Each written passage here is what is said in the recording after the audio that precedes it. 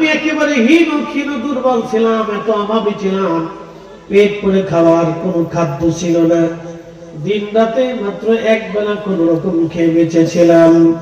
আমি সেই হালিমা রাসূল কোলে নেওয়ার সঙ্গে সঙ্গে আমি সবল হয়ে গেলাম। আমার উট ছিল দুর্বল, উট লাফাইয়া লাফাইয়া কাবা শরীফের সামনে যাইয়া সিজদার মধ্যে পড়ে গেল। বারবার উট কাবার সামনে সিজদা দিতে লাগলো। একসাথে বলুন মারহাবা। বনের যত পশু ভক্তি করতই দুই চরণ, মেঘমালা ছায়া দিত গায় গো নবীজি, আপনাকে দেখিবার মনে চায়, আপনাকে দেখিবার মনে চায় গো নবীজি, কোন সাধনে পাইব তোমার।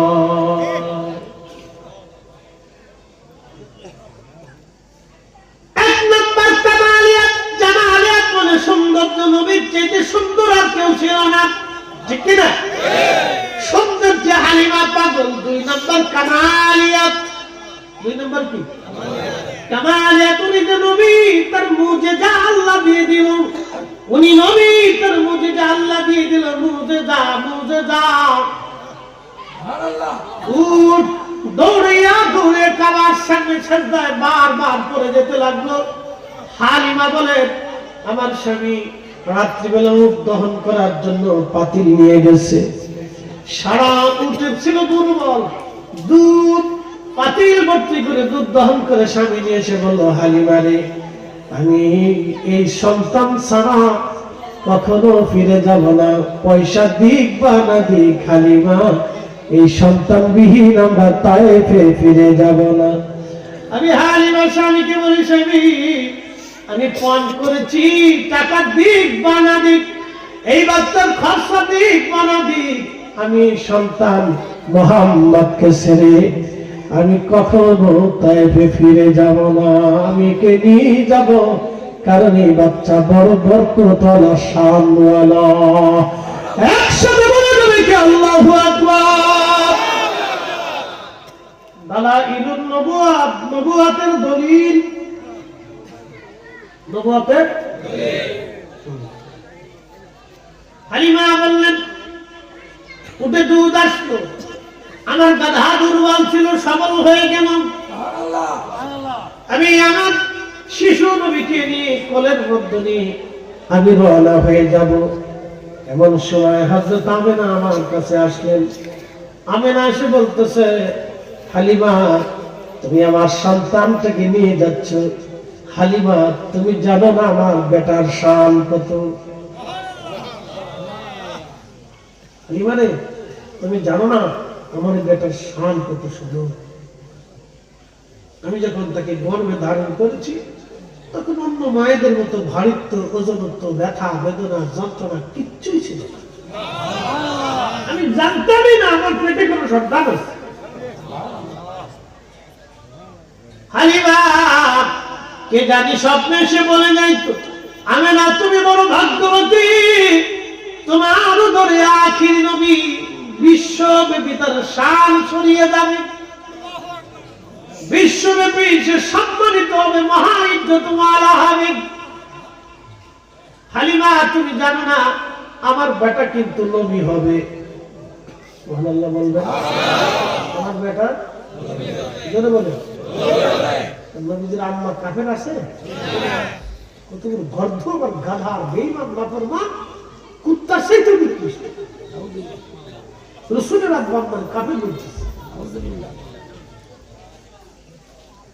ইউটিউবে সার্চ দিয়ে দেখবেন, শুধু রাসূলের আব্বা আম্মা মুশরিক, শুধু সার্চ দিয়ে দেখবেন যে কত নবীর নাম আসে।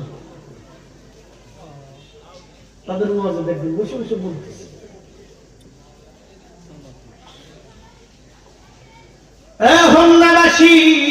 ইমান সবচেয়ে বড় মজবুত জিনিস, ইমানের দৌলত বড় মহা দৌলত।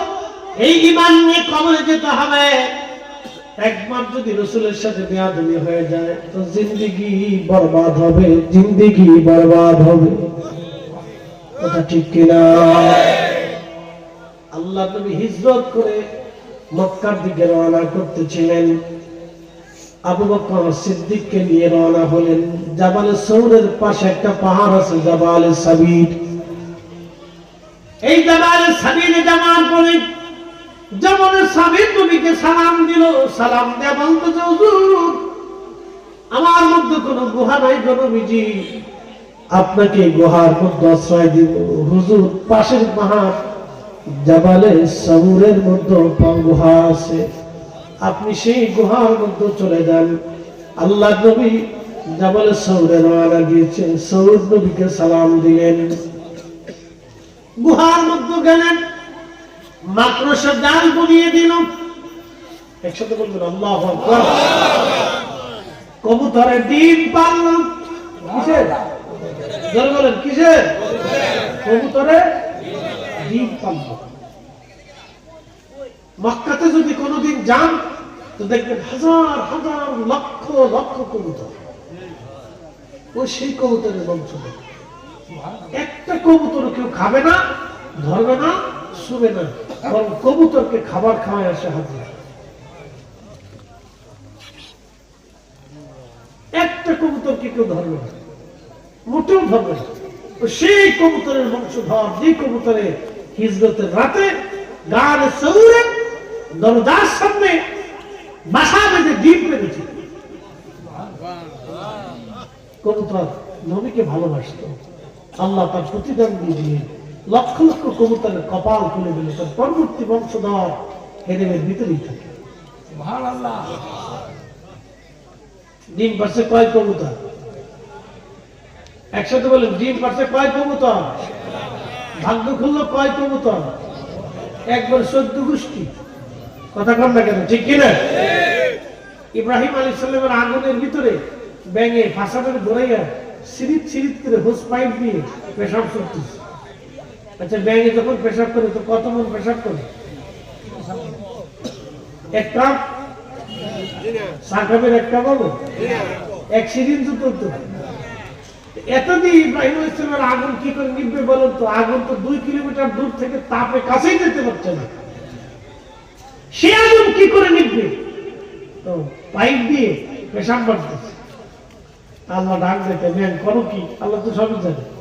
কি করো? আল্লাহ পেশাব শুরু। কেন শুরু? আল্লাহ আগুন নিভাইতেছি। একসাথে বলবেন মারহাবা। কি নিভাই? আচ্ছা, ব্যাঙের পেশাবে কি আগুন নিবো? কিন্তু ব্যাঙের চেষ্টা করতেছে। কথা ঠিক কিনা? ব্যাঙের চেষ্টা করতেছে। ব্যাং ডাক দে বলে রাব্বি, আল্লাহ ডাক দেখে ব্যাং বলে, তোমার এই পেশাবে কে আগুন নিবে? ব্যাং বলে, না জানি আগুন নিবে না, কিন্তু আমি আগুনের পাশে এই জন্য পেশাব ছেড়ে দিচ্ছি। কিয়ামতের মাঠে তুমি যখন জিজ্ঞাসা করবা মাখলুকরা আমার খলিল আগুনের মধ্যে ফেলাইছিল, তোমাদের করণীয় কি? আমি ব্যাং সেদিন বলবো, আল্লাহ পেশাব ছেড়ে দিয়ে আগুন নেবানোর চেষ্টা করেছিলাম। আমার রব, আমার আল্লাহ ব্যাঙের পেশাবকে পাক বানাই দিলেন। আপনার ব্যাং যতই পেশাব আপনার গায়ে করুক, ওই অবস্থায় নামাজ পড়লো নামাজ হালাল হয়ে যাবে, নামাজ নষ্ট হবে না, ওযু নষ্ট হবে না, অপবিত্র আপনি হবেন না। জোরে বলা যাবে কি মারহাবা? গিরগিটি চিনেন নি আপনারা? দেখছেন গিরগিটি? এই গিরগিটি যাইয়া ফু মারতেছে।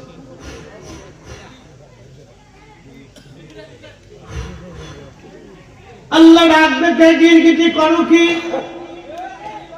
বলেন আপনি ফু মানি কেন? ইব্রাহিমের আগুন যদি বেশি করে জ্বলে। আল্লাহ নবী বললেন, সুনান ইবনে মাজার ভিতরে হাদিস আছে, নবী বললেন, উম্মত যতদিন বেঁচে থাকবা এই গিরগিটি যেখানেই পাবা সেখানেই বাটাম সালাম দিবা। একসাথে বলবেন মারহাবা। বাটাম সালাম বুঝছেন? আমাদের ফরিদপুরের ভাষায় বলে বাটাম সালাম, মানে লাঠি পিটা গেল, পাইলি ওরে ফিডেইবা, ফিডেই ওর গোষ্ঠী শুদ্ধ উদ্ধার করবা। একসাথে বলবেন আল্লাহু আকবার। একটা ফু মারছে কয় গিরগিটি? একসাথে বলবেন কয়টা? শাস্তি পাবে কত? গোষ্ঠী শুদ্ধি। এই জন্য ক্ষুধাদ্রোহী নবীর দ্রোহী হয়ে মহা মুশকিল। কথা কোন ঠিক কি না? আমার সমাজে এরকম গিরগিটি আছে, মানব নবী গিরগিটি। কথা